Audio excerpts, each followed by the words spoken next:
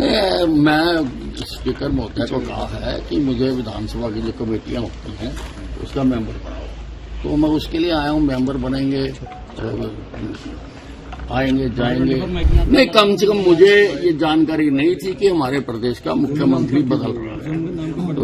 तो this came as a bombshell to me कि मुख्यमंत्री बदला जा रहा। मेरे को पूर्व जानकारी नहीं थी। मैं उनका धन्यवाद है अगर वो ऐसा मानते हैं, और वरिष्ठ तो मैं हूं ही, मेरे जितना सीनियर तो सरकार में कोई नहीं है। और दोस्तों नमस्कार, मेरा नाम संजय मग्गू है और मौजूद है देश रोजाना के डिजिटल मीडिया प्लेटफॉर्म पर। आपसे चर्चा करने चला हूं राजनीति के उस घटनाक्रम पर, यानी कि हरियाणा की राजनीति के उस घटनाक्रम पर जिसकी चमक दमक कम नहीं हो रही।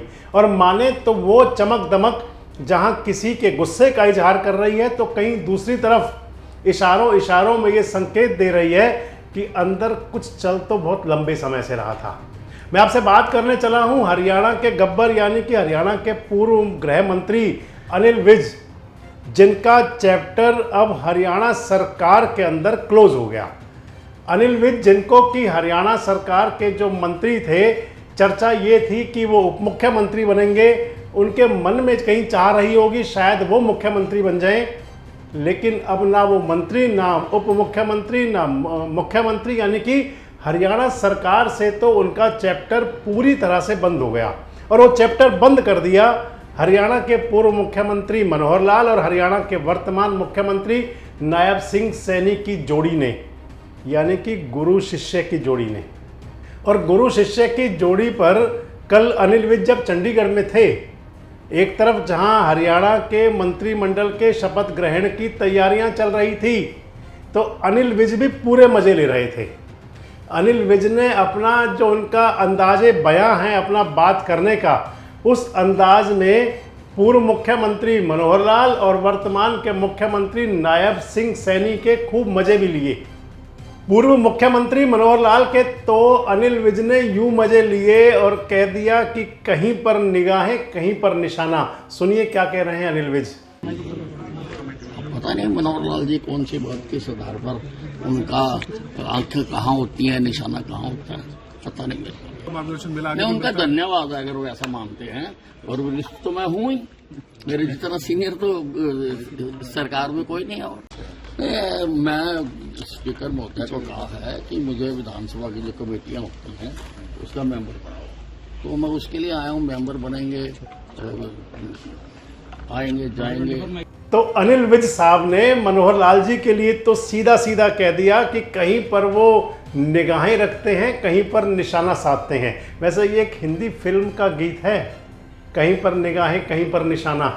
और जब कभी किसी पर टॉन्टिंग करनी हो तो भी कहा जाता है। और अपने अंदाज में, बड़े सधे हुए अंदाज में अनिल विज ने कह दिया कि मनोहर लाल जी की तो क्या कहूँ, उनकी तो कहीं पर निगाहें होती हैं, कहीं पर निशाना होता है। इसके साथ साथ मनोहर लाल जी के साथ साथ उन्होंने घेरा नायब सिंह सैनी को भी।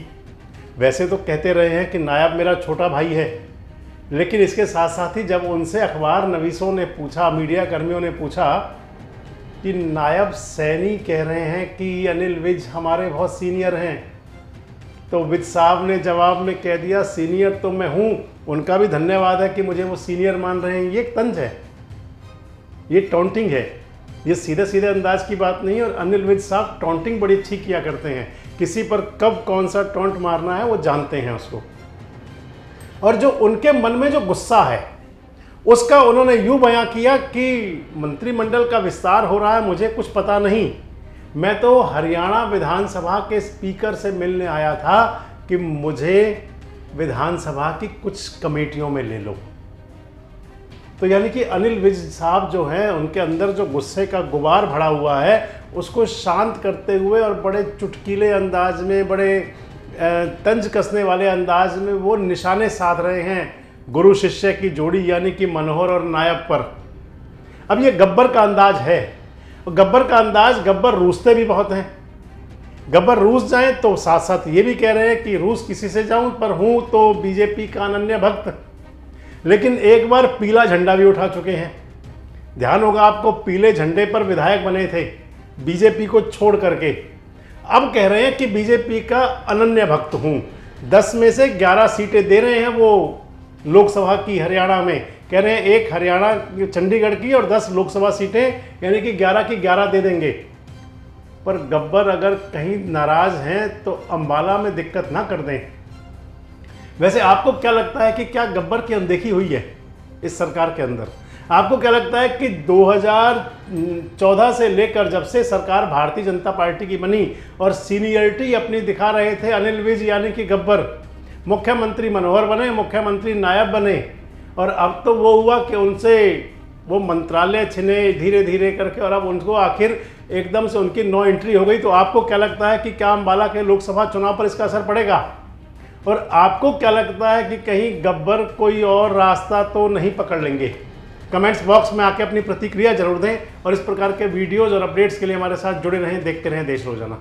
हमारे साथ जुड़े रहने के लिए देखते रहिए देश रोजाना का यूट्यूब चैनल, सब्सक्राइब कीजिए।